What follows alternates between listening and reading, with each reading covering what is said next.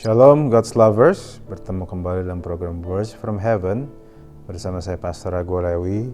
Dan hari ini saya akan bicara tentang dikasihi, mengasihi. Lukas 7:47 mengatakan, sebab itu aku berkata kepadamu. Jadi ini ajaran Yesus, ini prinsip yang Yesus ajarkan. Dosanya yang banyak itu telah diampuni, sebab ia telah banyak berbuat kasih.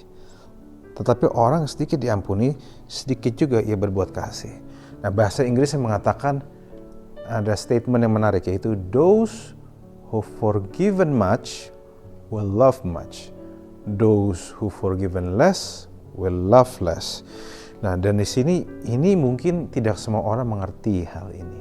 Jadi maksud ayatnya apa? Izinkan saya memberikan cerita untuk bisa membuat kita mengerti tentang kebenaran yang sangat mendasar tentang bagaimana kita dikasihi Tuhan dan bagaimana kita mengasihi sama kita. Saudara, bayangkan kalau ada dua orang berhutang. Satu berhutang hanyalah 100.000 dan satu berhutang 1 miliar. Dan dua-duanya sama-sama tidak bisa bayar hutangnya, saudara. Nah, jadi tentu saudara bisa lihat bahwa dua-duanya punya di posisi yang sama, tidak bisa bayar hutang. Tetapi yang menarik adalah dua-duanya punya sukacita yang berbeda pada waktu mereka diampuni. Dan bayangkan, satu diampuni hutangnya kamu gak usah bayar 1 miliar, yang satu diampuni kamu gak usah bayar 100.000. Dua-duanya bersyukur, tetapi dua-duanya punya sikap hati syukur yang berbeda. Yang satu, saya menemukan bahwa orang-orang seperti ini adalah orang-orang yang begitu selesai bahwa utangnya dihapus 1 miliar, adalah orang-orang paling bersyukur di dunia. Orang yang merasa begitu berhutang budi, merasa kalau misalnya dia normal ya, kalau dia sehat pikirannya, dia merasa dia tahu bahwa dia gak bakal bisa bayar. Tapi berbeda sekali dengan orang yang hanya gak usah bayar 100.000.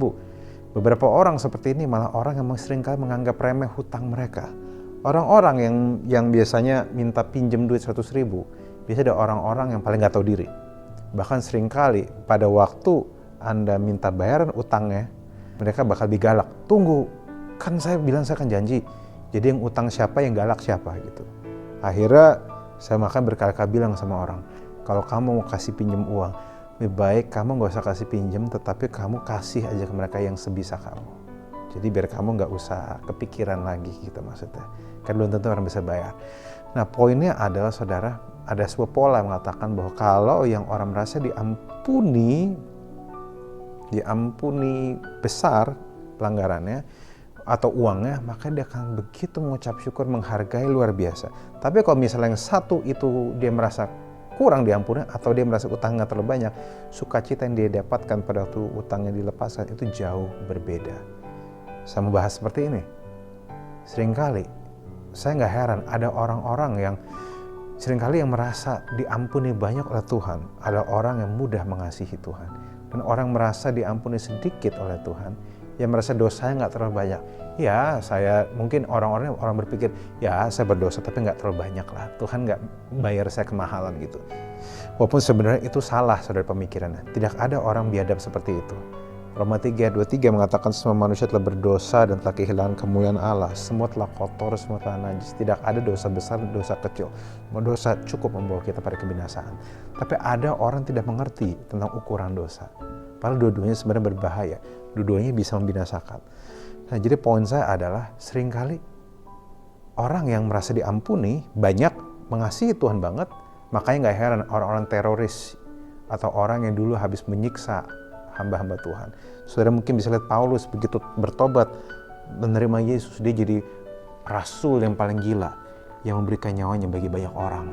Dan banyak orang yang mungkin habis bandar terus bertobat, begitu dia merasakan cinta Tuhan besar atas dia yang bobrok, dia itu mengasihi Tuhan yang gila-gilaan. Tapi berbeda dengan orang yang merasa dosanya sedikit. Mengasihi Tuhan standar aja kan, dia merasa ya Yesus gak bayar saya terlalu banyak. Makanya pertanyaan saya hari ini, saudara, bukan soal kamu diampuni banyak atau diampuni sedikit, tapi sadarkah kamu bahwa sebenarnya dosamu itu banyak? Kamu nganggap sedikit itu adalah bagian dari sebuah narsisisme. Tidak ada dosanya sedikit.